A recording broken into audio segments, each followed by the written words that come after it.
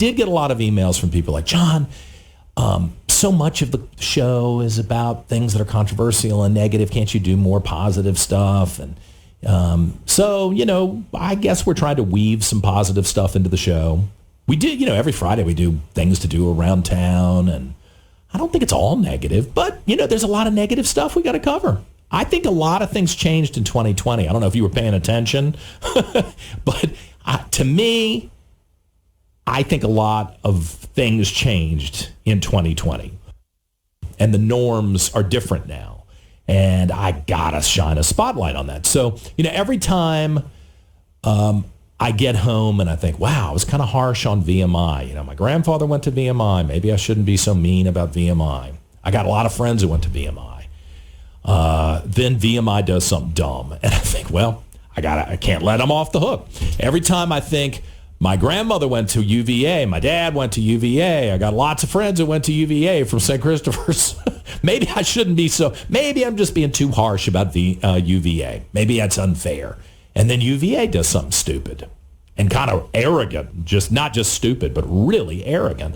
And I think, no, I can't let these people off the hook. Jim Bacon sees it up close. He heads that Jefferson Council, which is trying to offer a pathway back to decency and normalcy in the way the University of Virginia is managed. And he also runs baconsrebellion.com, the website that covers a lot of stories you won't see anywhere else. So I noticed that you posted at the end of last week that UVA just won't give up on the DEI stuff. Glenn Youngkin apparently just screw the governor of Virginia. They don't care what his directive is.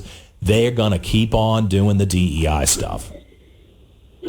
They sure are, John. They are doubling down. The whole national conversation may be changing in the wake of the U.S. Supreme Court ruling on the role of race in college admissions, and of course the defenestration of the college presidents at Harvard and University of Pennsylvania. So a lot has changed, and you read the Wall Street Journal and even some of the more liberal blogs, or newspapers and news outlets.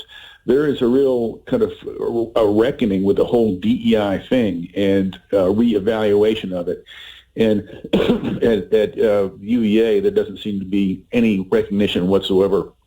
No change in the rhetoric, nothing. And so the latest is we just published a communication from the Dean of the College of Arts and Sciences kind of rolling out a new DEI initiative. I mean, this one is aimed at faculty, and it is mandatory. I mean, voluntary. It's not required of everybody, but it's like they all kind of meet for lunch and read this book from Equity Talk to Equity Walk, and strive to gain a deeper understanding of, let me quote this, systematic racial inequity in higher education.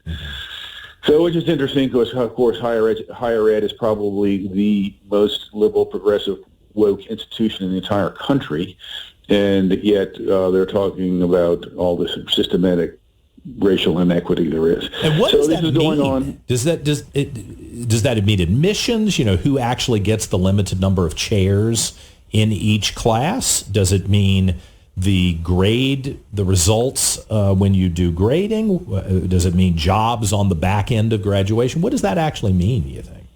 Yeah, well, that's a good question. I mean, it's often these terms are never really defined. Mm-hmm. The sense I get is that is particularly in the representation of minority groups within the faculty and the higher levels of the administration, and also the student body. So UVA is the flagship university of Virginia. It is the elite institution, along with College William Mary and Virginia Tech.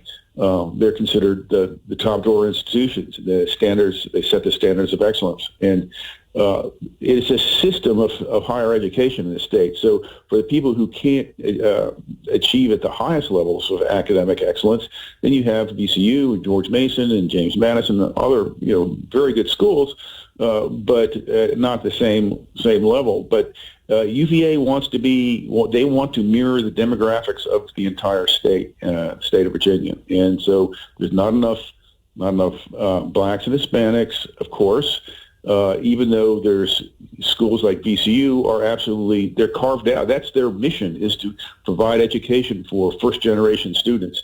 But UVA, all of a sudden, they want to have first-generation students too. So it's all about the inequality or in numbers at their individual institution, and that represents systematic racial inequity. Mm-hmm. Does the University of Virginia still use the Scholastic Aptitude Test, the SATs, as their baseline to determine whether somebody is even considered for admission? No, you are allowed to submit your SATs, but you are not required to submit them. So there's no objective standard anymore that would say, let's have a blind analysis of the data, and then once we have said, here's the cutoff number, we look at what the demographics are of those people, and then we decide from those people. It's just, there's nothing objective anymore.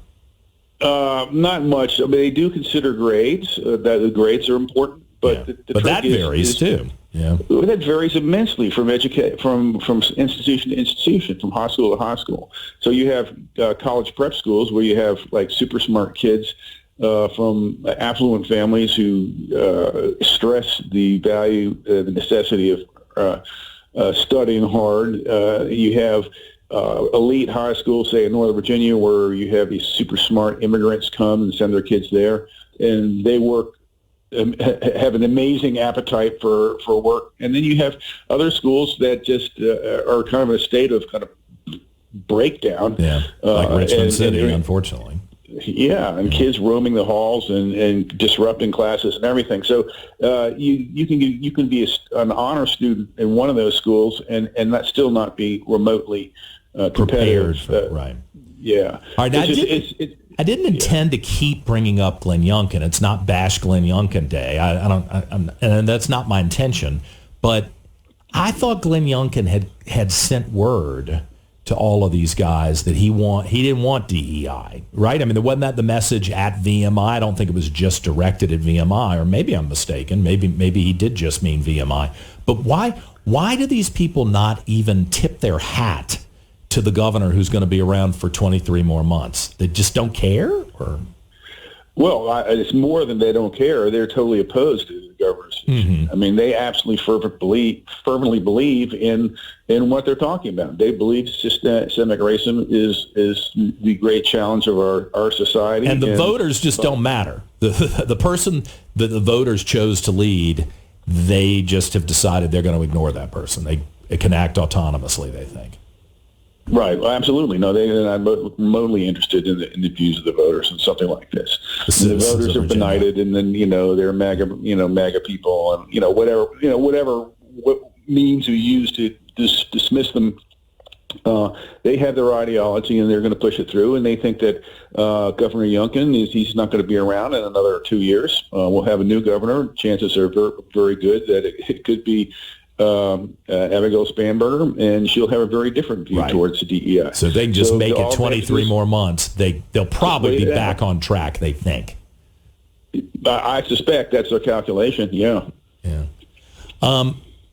Do you think that the alums at UVA, with you all sounding the alarm at the Jefferson Council, are paying attention to this, or is everybody who's got a degree? I mean, you want to protect your degree. You don't want to trash your own school and then people look at your degree and go, oh, I don't want to hire this guy, or your kid is there now. But then the other part of it is I think a lot of people are just lulled into the nostalgia of what it was like at UVA in the 70s, 80s, 90s, and they don't really want to believe that things are off track now.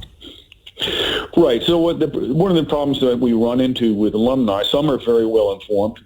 They read the stuff they rewrite.